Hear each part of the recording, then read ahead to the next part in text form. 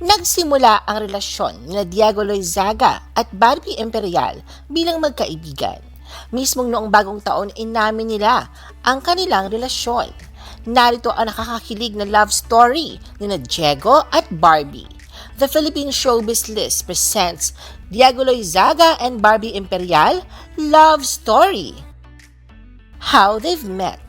Sa isang interview ng Star Magic nitong February 2021, ikinuwento nila Barbie Imperial at Diego Loizaga kung paano sila nagkakilala. Nag-umpisa raw sila bilang magkaibigan. Ani Barbie, 2018 nang sila ay magkakilala ni Diego. Friends lang raw talaga sila noon at walang something special. Pero inamin ng dalaga na crush na niya ang aktor noon pa man. Ayon pa sa kanila, at some point ay parang na-stuck sila sa friend zone. Madalas naman silang magkasama sa mga outing pero kasama ang kanilang mga mutual friends. Pagkatapos nun ay nawala sa showbiz si Diego ng 2 taon. Sa panahong yun, isa si Barbie sa mga kaibigan niya ang nangungumusta sa kanya. Palagi raw nagte-text si Barbie ngunit hindi naman siya nakakatanggap ng reply mula kay Diego. Di nagtagal ay nagparamdam na si Diego sa kanya at madalas silang magkasama naglalaro ng online game na Call of Duty. Hindi naman naging madali para sa kanila ang mag-date dahil sa pandemya. Hindi na kagaya dati na lumalabas sila para magbakasyon dahil kung minsan ay nasa lock-in taping si Barbie. Ngunit nagawan pa rin nila ito ng paraan sa pamamagitan ng mga video calls. Boyfriend and girlfriend. Inamin ni Diego na magkarelasyon na sila ni Barbie sa kanyang Instagram post noong January 1, 2021. Inihayag ni Diego na bago natapos ang taong 2020 ay binigyang kulay ni Barbie ang kanyang buhay. Kalakip nito ang litrato nilang magkayakap sa tabing dagat sa Bohol. Sabi ni Diego, "Happy New Year to us, heart emoji. Thanks for making the end of my 2020 memorable. Let's go 2021." Tila magkasamang sinalubong na Diego at Barbie ang bagong taon. Sa latest Instagram post ni Barbie, ang nakasaad sa location niya ay ang isang luxury resort sa Bohol. Mapapansing nag-comment si Diego sa litrato ni Barbie na kuha sa swimming pool. Ipinahiwatig ng binata na siya ang photographer ni Barbie base sa simpleng camera emoji na inilagay niya. Ilang buwan pa lang magkasintahan ang dalawa, pero siniguro ni Diego na seryoso ang intensyon niya kay Barbie. Para sa kanila, marriage talaga ang kanilang end goal. Para naman kay Barbie, totally unexpected ang romantic relationship niya kay Diego na matagal na niyang malapit na kaibigan. Nag-post rin siya sa kanyang Instagram ng sweet message para kay Diego na may kalakip na larawan. Ilang bahagi ng caption niya ay, "Thank you for making me happy and feel loved. Thank you for everything that you do to make me feel the love I deserve. So thankful for you. Thank God for you." Inilarawan rin ni Diego na gusto raw niya ang pagiging maalaga at malambing ni Barbie. Noong January 13, nang ibinahagi ni Barbie sa kanyang mga Instagram followers kung paano siya sinurpresa ni Diego, isang gabing umuwi siya ng bahay.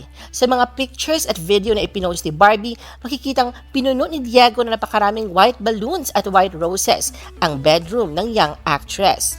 Naiilawan ang silid ng fairy lights habang nakakalat sa sahig ang maraming white petals. Sa paanan ng kama, nakahilera naman ang mga nasisindihang small white candles.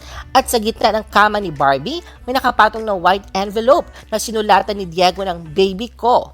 Kapansin-pansin ding nakasabit sa mga lobo ang maraming Polaroid shots ng magkasintahan. Naglagay si Diego na nakakakilig na caption sa bawat isang litrato.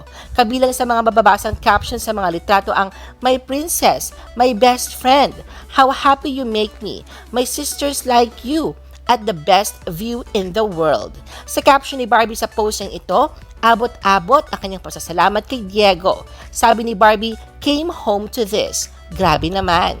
Thank you. Grabe ka talaga. Loudly crying face emoji. You're the best. Thank you, my love," at Diego Loizaga, smiling face with 3 hearts black heart emojis. At nag-reply si Diego sa post na ito ni Barbie. Anya, "This is just the beginning. Black heart, blowing a kiss emojis."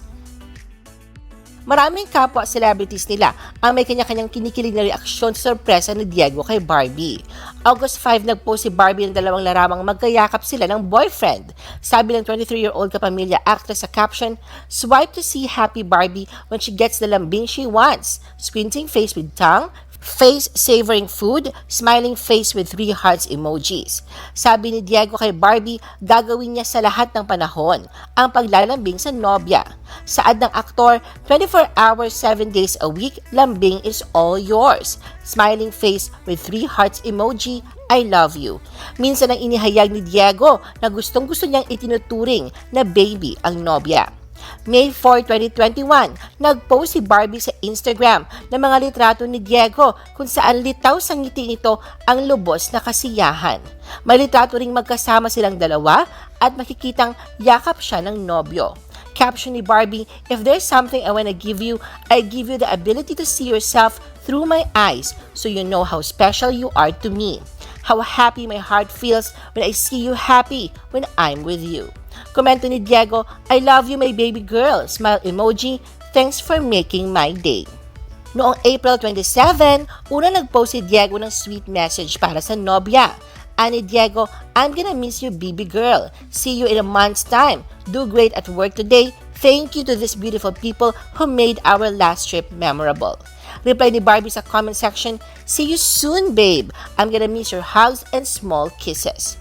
Kalakip ng post ni Diego ay ilang couple photo sa magkasintahan na kuha sa isang boat. Consistent si Diego sa pagiging sweet kay Barbie. Noong April 9 o bago ang bakasyon nila sa Subic, si Diego ang nag-post ng sweet photo kandong niya ang nobya at masuyong nakatingin sila sa isa't isa. Missing you more and more baby girl, nakasaad sa caption ni Diego. Sagot ni Barbie kalakip ng crying at heart emojis, oh, I miss you so much my sweet love. Noong August 1, 2021, 2 tao na parehong malapit sa puso ni Diego Loizaga ang nagdiriwang nakaarawan. Ang kanyang biological father na si Cesar Montano at ang girlfriend niyang si Barbie Imperial. Muling lumitaw ang pagiging romantiko ni Diego dahil sa mahabang birthday message niya para sa kanyang girlfriend.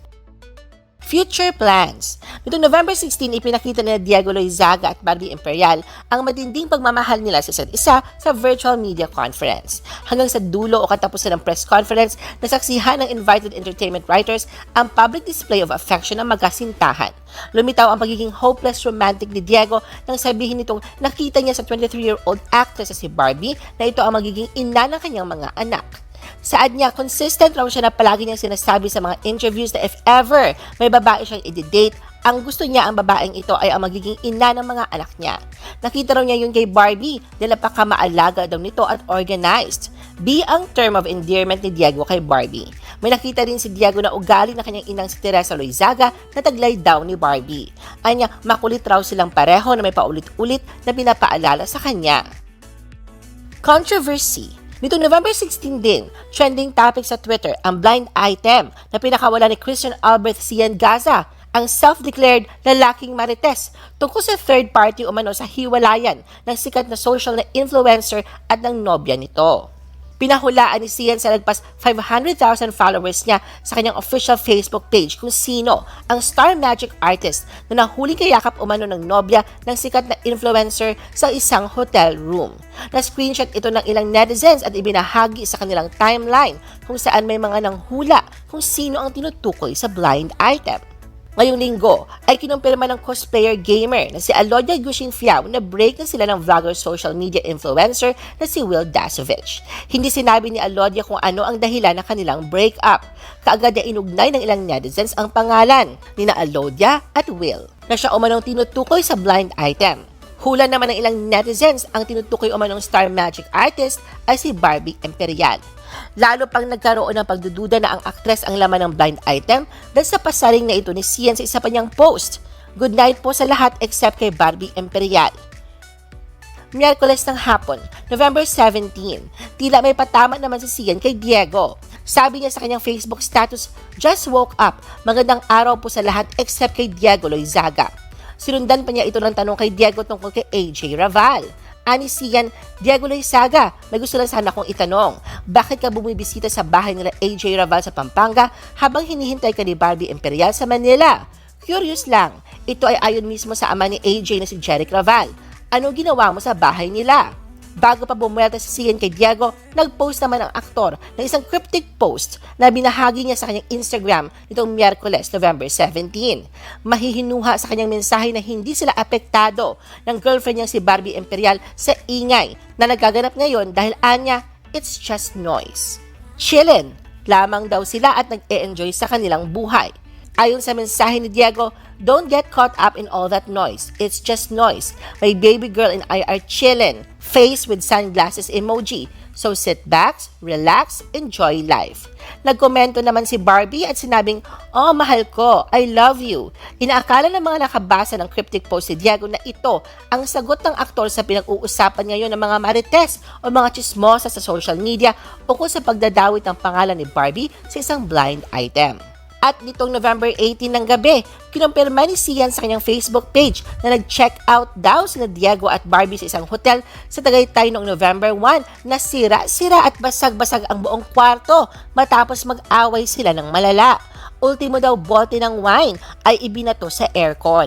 Pinost niya din ang larawan na mula sa post ni Diego sa Instagram na tila tinatakpan daw ng kamay ni Diego ang braso ni Barbie dahil may mga pasa daw ito. Ayon pa sa post ni Sian, may matinding away daw sa loob ng kwarto sa hotel mula 2 a.m. hanggang 5 a.m. dahil may nakita si babae sa phone ni lalaki. Rinig na rinig daw ng ibang guest ang sigawan at sampalan moments sa madaling araw kaya maraming naperwisyo. Sobrang nagkakalabuan na daw ang magkasintahan pero kailangan magpakatatag sa publiko dahil meron daw upcoming movie. Habang ginagawa ang video na ito ay wala pang reaksyon sina Diego at Barbie sa issue na ito na binabato sa kanila ni Sian. I-post ang inyong comments at reaction sa baba at huwag kalimutan na i-like at i-share ang video na ito. Gusto mo pa ba ng ibang showbiz videos? Panoorin ang aming iba pang top viewed videos. Para sa aming mga YouTube viewers, pumunta lang sa description ng video na ito o i-click ang link sa itaas ng screen. Para naman sa mga Facebook viewers, ay maaari ninyong hanapin ang mga link sa comment section ng video. I-follow nyo din kami sa Facebook at mag-subscribe sa aming YouTube channel. Thanks for watching!